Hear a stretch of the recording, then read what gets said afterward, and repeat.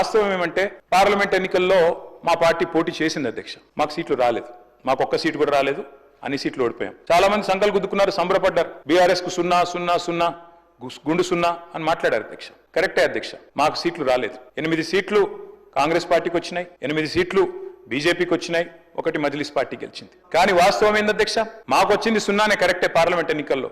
కానీ తెలంగాణకు వచ్చింది ఏంటి అధ్యక్ష? ఈ బడ్జెట్ లో, కేంద్ర బడ్జెట్ లో గుండు 0.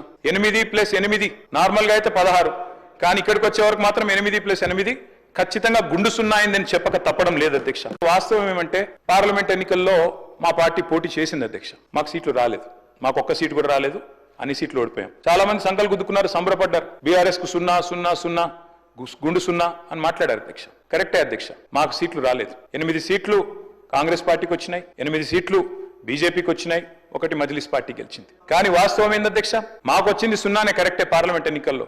కానీ తెలంగాణకు వచ్చింది ఏంటి అధ్యక్ష? ఈ బడ్జెట్ లో, కేంద్ర బడ్జెట్ లో గుండు 0. 8+8 నార్మల్ గా అయితే 16, కానీ ఇక్కడికి వచ్చే వరకు మాత్రం 8+8 ఖచ్చితంగా గుండు 0 అయిందని చెప్పక తప్పడం లేదు అధ్యక్ష.